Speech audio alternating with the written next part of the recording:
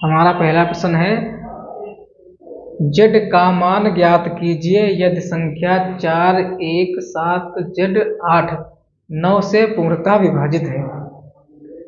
तो सबसे पहले हम विभाज्यता के नियम के बारे में जानते हैं। 2 की विभाज्यता का नियम, यदि अंतिम का अंक 2 से पूर्णतः विभाजित है तो वह संख्या भी 2 से पूर्णतः विभाजित होगी। अंतिम का अंक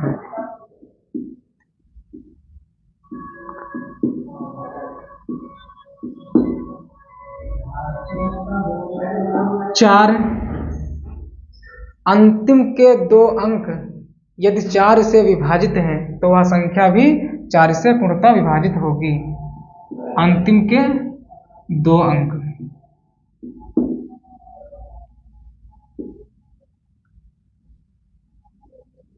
8, यदि अंतिम के 3 अंक 8 से विभाजित है तो वह संख्या भी 8 से पूर्णतः विभाजित होगी।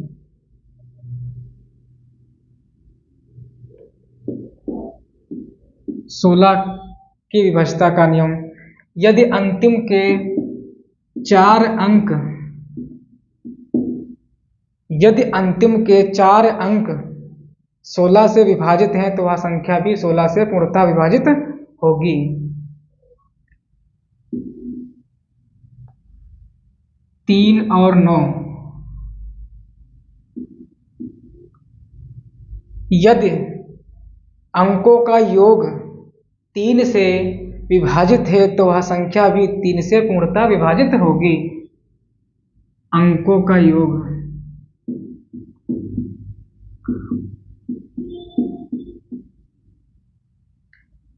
9 का विभाज्यता का नियम भी यही है कि यदि अंकों का योग 9 से विभाजित है तो वह संख्या भी 9 से पूर्णतः विभाजित होगी।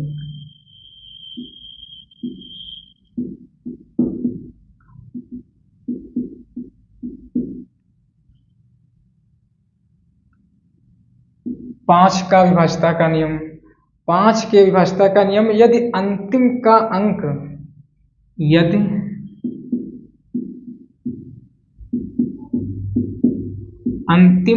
अंक 0 या 5 है तो वह संख्या पूर्णतः 5 से विभाजित होगी। 25,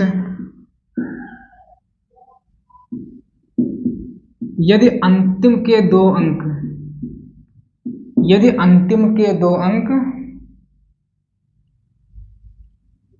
0, 00 और 25 हैं तो वह संख्या भी पूर्णतः 25 से विभाजित होगी। या फिर संख्याओं के 2 अंक यदि 25 से पूर्णतः विभाजित है तो वह संख्या भी 25 से पूर्णतः विभाजित होगी। तो यहाँ कह रहा है कि z का मान ज्ञात कीजिए यदि संख्या 4, 1, 7, z, 8 दी है तो 9 से पूर्णतः विभाजित है। तो 4 प्लस 1 प्लस 7 और प्लस z और प्लस 8। अब संख्याओं का योग कर लेते हैं। 4, 1, 5, 7, 5, 12, 12, 8, 20 प्लस z की जगह पर कौन सा अंक आए तो संख्या 9 से कट जाए। तो क्या 6 रखें तो 20 और 6 26 हो जाएंगे तो 9 से नहीं कटेगी। 7 तो 20 और प्लस z के स्थान पर यदि हम 7 रख दें तो बराबर 20 और 7 27 हो जाएंगे और 27 9 से पूर्णतः कट जाती है। तो हमारा आंसर बी सही होगा। तो यह संख्या 9 से पूर्णतः विभाजित होगी। दूसरा सवाल है 6251, 6521 और 5621 में 5 के स्थानीय मानों का योगफल है। 6251, 5621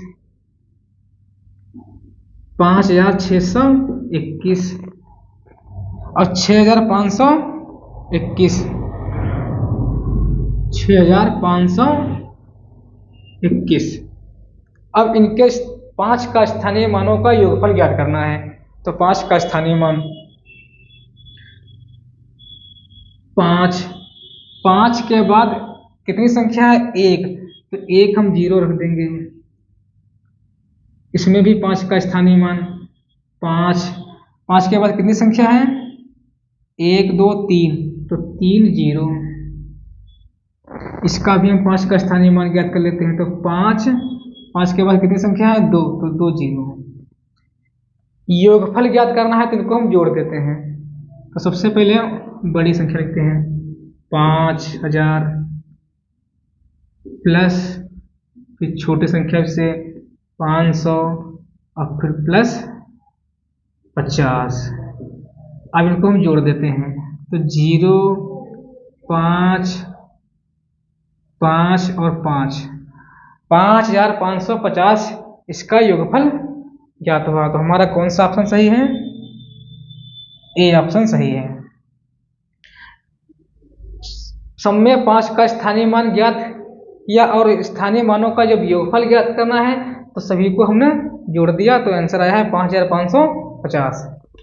हमारा अगला सवाल है, क्रय मूल्य और विक्रय मूल्य का अनुपात 5:4 है तो हानि प्रतिशत है।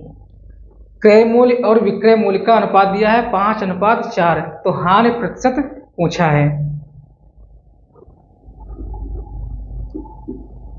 क्रय मूल्य बराबर विक्रय मूल्य,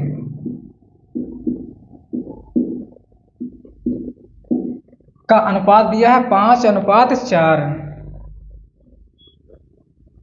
5:4, हानि प्रतिशत पूछा है। तो कोई वस्तु 5 रुपये में खरीदी और 4 रुपये में बेच दी, तो कितना लाभ और हानि हुई? 5 रुपये में खरीदी और 4 में बेची, तो 1 की हमें हानि हुई।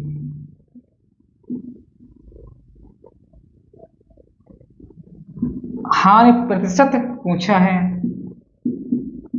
हानि प्रतिशत बराबर हानि कितनी है? 1 बटे क्रय मूल्य कितना है? 5। हानि और लाभ हमेशा क्रय मूल्य पर ही ज्ञात किया जाता है।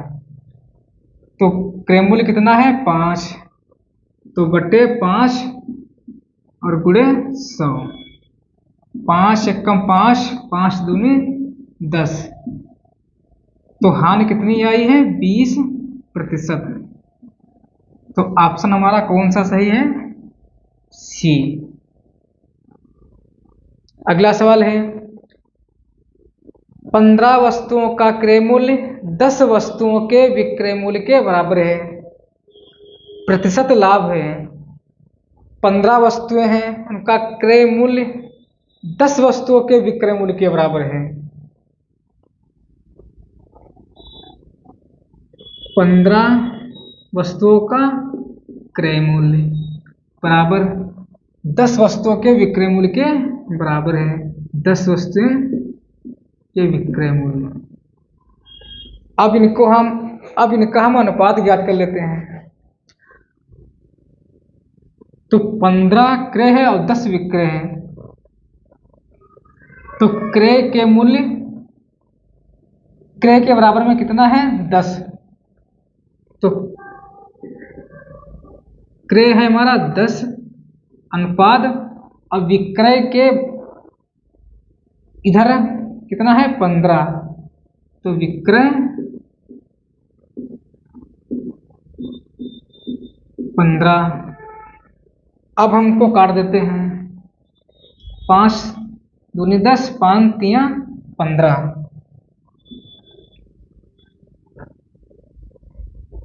कोई वस्तु हमने 2 रुपये में खरीदी और 3 रुपये में बेच दी। कोई वस्तु हमने 2 रुपये में खरीदी और 3 रुपये में बेच दी, तो कितने का लाभ हुआ?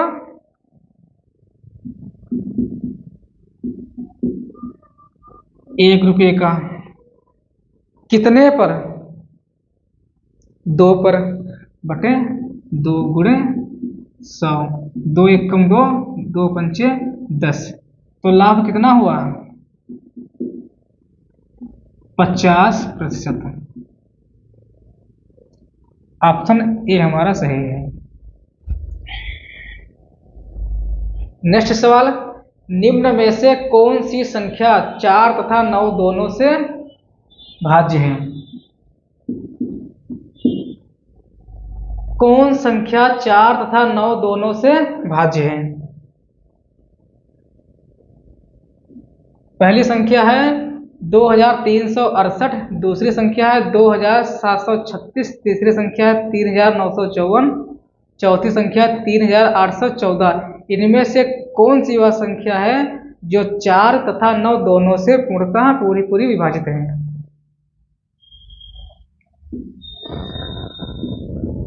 चार के विभाज्यता का नियम, यदि अंतिम के 2 अंक 4 से पूरी तरह से विभाजित हैं तो वह संख्या भी 4 से विभाजित होगी। अंतिम के 2 अंक 9, यदि अंकों का योग 9 से पूरी तरह से विभाजित है तो वह संख्या भी 9 से पूरी तरह से विभाजित होगी।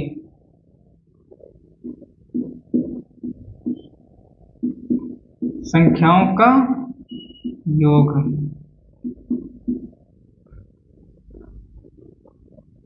तो पहली संख्या हमारी है 2368। 2368, 4 के विभाज्यता का नियम, यदि अंतिम के 2 अंक देखते हैं 4 से कट जाएंगे। 4 एकम 4, यहाँ बचे 2, 8, 4 से तो 28। तो 4 से तो ये संख्या कट रही है, लेकिन 9 से 2 + 3 + 6 + 8, 3 2 5, 6 5 11, 11 8 19। तो 19 क्या 9 से पूरी तरह से कट जाएगी? नहीं कटेगी, तो पहला ऑप्शन हमारा गलत। दूसरा ऑप्शन है 2736। 2736। तो सबसे पहले हम 4 की विभाज्यता का नियम जानते हैं। तो 4 अंतिम के 2 अंक 36 क्या 4 से कट जाएंगे? हाँ, कट जाएंगे। 4 एकम 4, 4 9 36। तो 4 से तो यह संख्या पूरी कट रही है, लेकिन 9 से, और 9 का नियम क्या था? संख्याओं का योग। यदि 9 से पूरी तरह से विभाजित है तो वह संख्या भी 9 से पूरी तरह से विभाजित होगी। तो 27, 7 2 9 और 9 3 12, 12 और 6 18। तो 18 योग आ रहा बटे 9, 9 एकम 9, 9 दूनी 18। तो 9 से भी यह संख्या पूरी तरह से विभाजित है।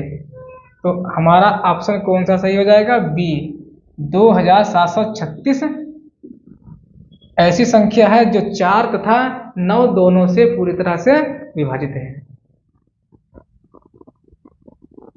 नेक्स्ट सवाल है, निम्नलिखित में सबसे बड़ी संख्या है।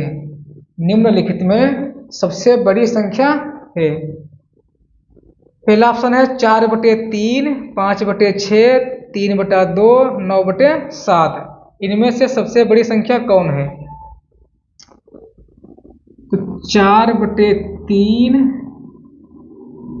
5/6, 3/2 और 9/7। पहला नियम होता है, यदि अंकों का अंतर, अंश और बटे हर का अंतर यदि 1 है, जैसे कोई संख्या हम लेते हैं 3/4, 6/7, 8/9। तो 3 है अंश और 4 है हर। यदि अंश और हर का अंतर 1 है तो सबसे बड़ा जिसका अंश होगा वो सबसे बड़ी भिन्न होगी, जिसका अंश सबसे छोटा होगा वह सबसे छोटी भिन्न होगी या संख्या होगी। तो यहाँ पर अंतर कितना है? यहाँ अंतर 1 का नहीं है, तो हम ये नियम नहीं लागू करेंगे। इसका सबसे बढ़िया और सरलतम नियम है अंश में 2 जीरो बढ़ा दें, अंश में 2 जीरो बढ़ा दें और हर से भाग कर दें। तो 3 एकम 3,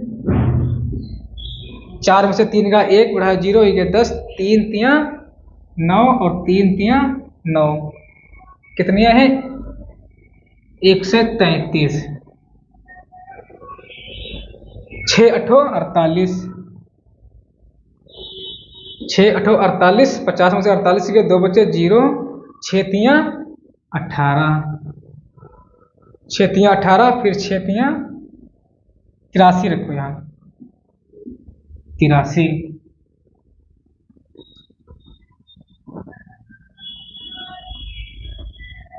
फिर 2 एकम 2, 3 में से 2 का 1 0, 2 पंचे 10, 2 एकम 1,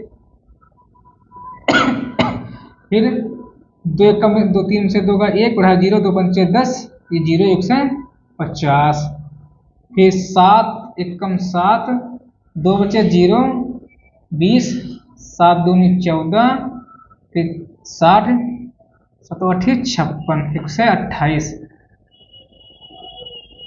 तो 133 और 83, 150 और 128, इसमें सबसे बड़ा कौन है? 3/2। तो हमारा आंसर हो जाएगा 3/2।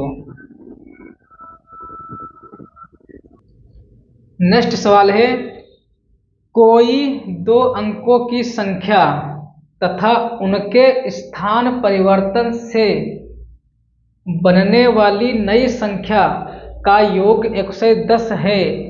यदि उन अंकों का अंतर 4 है तो वह संख्या है।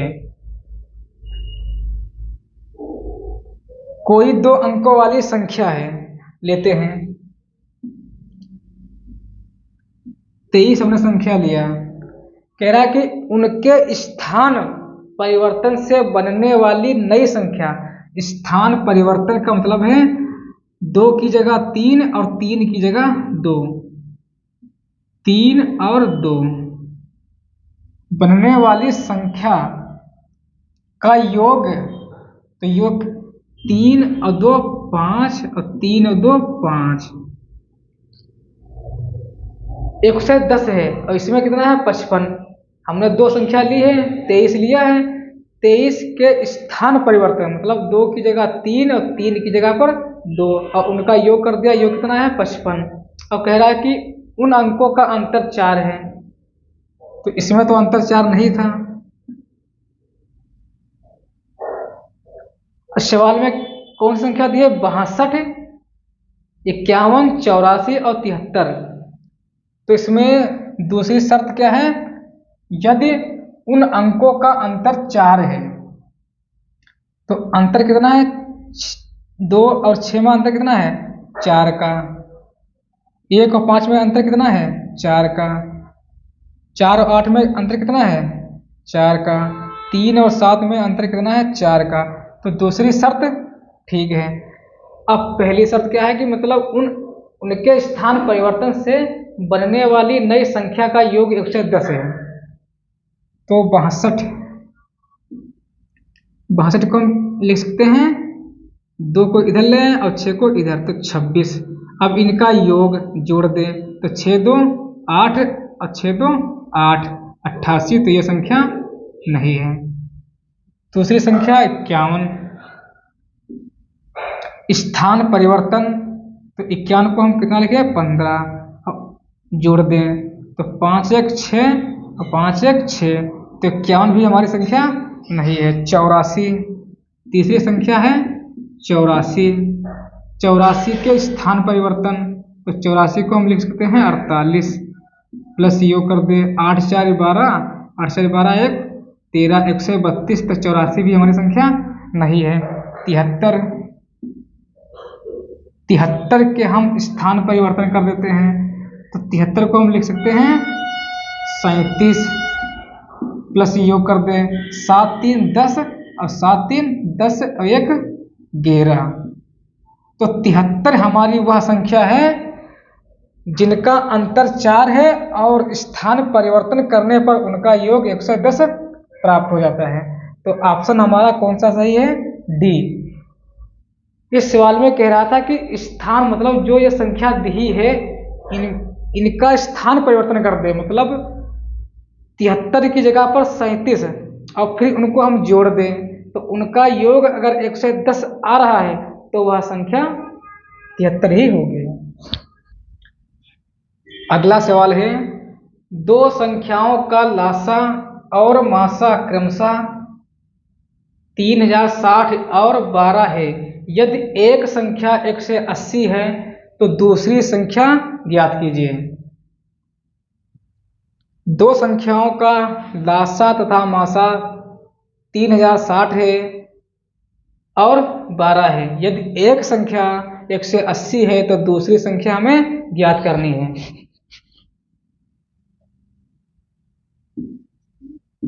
लासा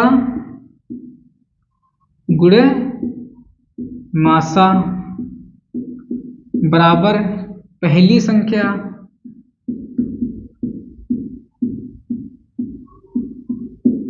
गुणे दूसरी संख्या।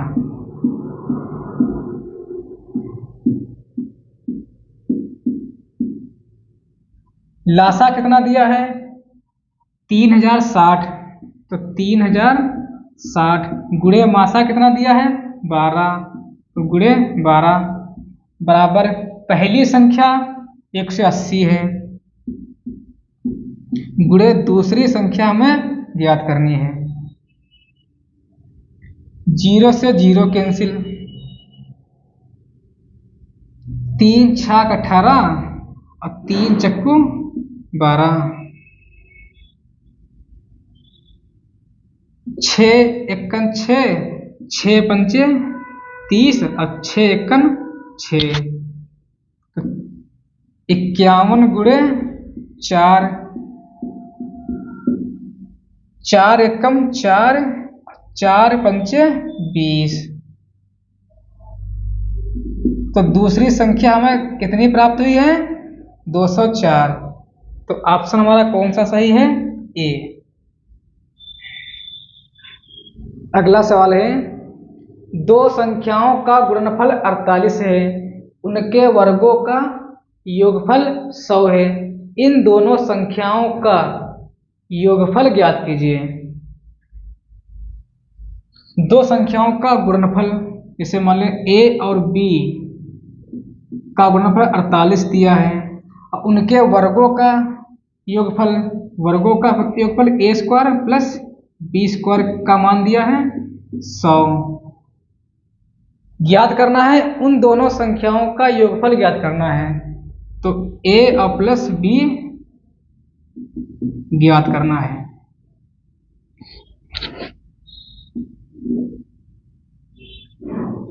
एक सूत्र होता है ए प्लस बी का होल स्क्वायर बराबर A square plus B square plus 2ab। सवाल कह रहा है कि दो संख्याओं का गुणनफल 48 है, तो दो संख्याओं का गुणनफल ए और बी का 48 है, उनके वर्गों का योगफल, तो वर्गों का योगफल कितना दिया है? 100 दिया है। ज्ञात करना है, दोनों संख्याओं का योगफल ज्ञात करना है, तो ये हमें ज्ञात करना है। तो a प्लस बी का होल स्क्वायर बराबर 100 प्लस 2 गुणनफल कितना है? 48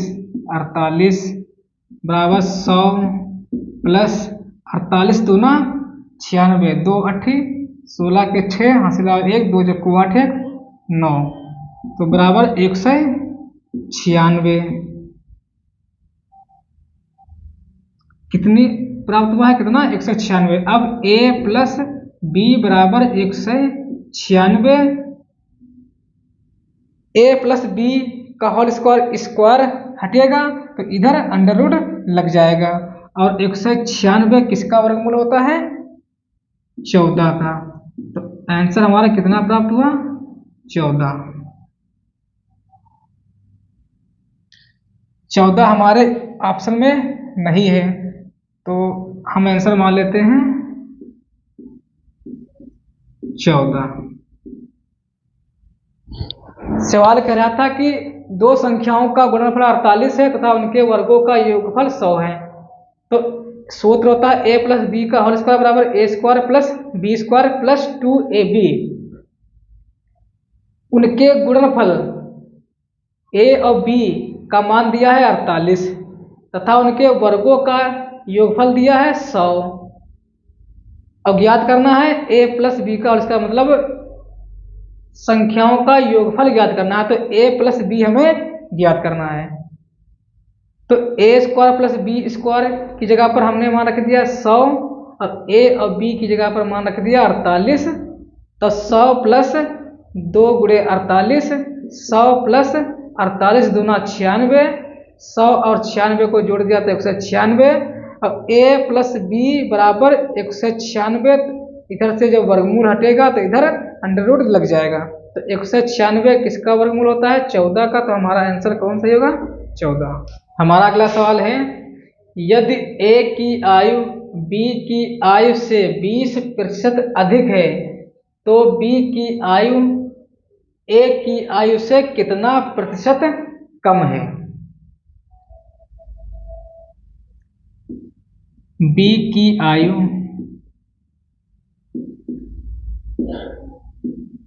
a की आयु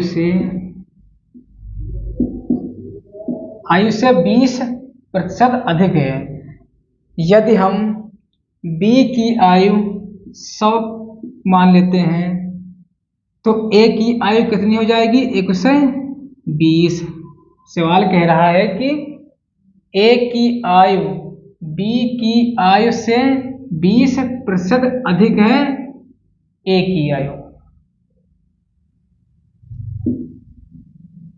b की आयु 100 है तो a की आयु कितनी होगी, 120। तो कितनी अधिक है, 20। किससे अधिक है,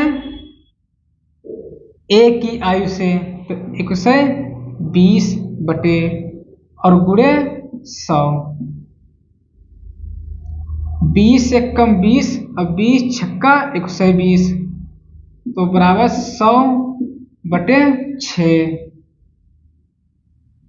2 3 6, 2 5 10, बराबर 50 बटे 3। 50 को हम 3 से भाग करते हैं, 3 एकम 3, 5 में से 3 गए 2 बचे, 0 बढ़ाए 20, 3 छक 18, फिर 2 बचे, फिर 3 छक 18। तो आंसर हमारा आ जाएगा 3 छक 18, 2 शेष बटे 3, तो 16 सही 2 बटे 3% अधिक है। तो ऑप्शन हमारा कौन सा सही है, सी। 50 को यदि हम 3 से भाग करेंगे तो 3 कम 3, 5 में से 3 गए 2, 0, 3 छक 18, 2 शेष को हम ऊपर लिखते हैं और 3 को हम बटे में लिखते हैं। तो 16 सही 2 बटे 3% इसका आंसर आया।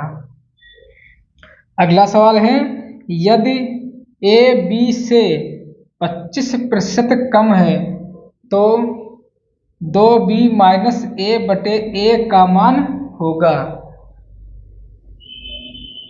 a b से 25% कम है, b से 25% कम है ए, तो ए और बी, यदि बी 100% होगा तो ए कितना होगा 75। क्यों कह रहा है कि बी से 25% कम है ए, तो हम बी को 100 मान लेते हैं, तो ए कितना हो जाएगा 75, कि 25% कम है ए किससे, बी से। तो बी माइनस ए बटे ए का मान होगा। तो उनका अनुपात ज्ञात कर लेते हैं। 25 तियां 75 और 25 चक्कू 100। मान ज्ञात करना है 2b माइनस ए बटे ए। तो 2 गुणे बी का मान कितना है 4, माइनस ए का मान कितना है 3, बटे ए का मान कितना है 3। तो 4 दूनी 8 माइनस 3 और बटे 3, 8 में से 3 गए 5 बटे 3 इसका आंसर है। 5 बटे 3 ऑप्शन नंबर ए सही है। हमारा अगला सवाल है, किसी वस्तु का मूल्य 66 सही 2/3% बढ़कर 1000 रुपये हो जाता है, उस वस्तु का वास्तविक मूल्य क्या होगा। किसी वस्तु का मूल्य 66 सही 2/3% बढ़कर 1000 हो जाता है, तो ऐसे सवालों को हम इस प्रकार से लगाते हैं। 66 सही 2/3 को हम कितना लिख सकते हैं, 66 सही 2/3 को हम 2/3 लिख सकते हैं। ये आप लोग जानते हैं कि 2/3 कैसे आया। 66 सही 2/3, 66 की गुणा हम 3 से करते हैं, अब प्लस में 2 जोड़ देते हैं, तो 66 तियां 198 प्लस 2 तो 200/3, और प्रतिशत हटाने के लिए 100 से गुणा, तो 200/300, 0 से 0 कैंसिल, तो कितना आया 2/3। सवाल कह रहा है कि उस वस्तु का वास्तविक मूल्य क्या होगा। तो 2/3, 3 इसका वास्तविक मूल्य है,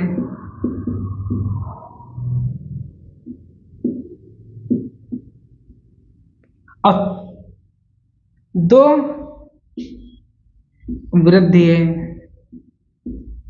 मतलब किसी वस्तु का हम इस प्रकार से मान लें, किसी वस्तु का मूल्य वास्तविक मूल्य 3 है, तो उसमें कितने % की वृद्धि 2 की, तो नया मान कितना प्राप्त हुआ 5। तो ये 5 क्या है नया मान। 5 क्या है नया मान। ज्ञात क्या करना है वास्तविक मूल्य, वास्तविक मूल्य हमें ज्ञात करना है। तो 5 की तुलना हम 1000 से करेंगे, 5 की तुलना 1000 से करेंगे, और 3 का हमें मान ज्ञात करना है। तो 5 × 5, 5 दूनी 10, यहाँ 200, 3 की गुणा 200 से करेंगे तो 2 तियां 6, तो 600 हमारा वास्तविक मूल्य होगा। तो ऑप्शन कौन सा सही है, सी।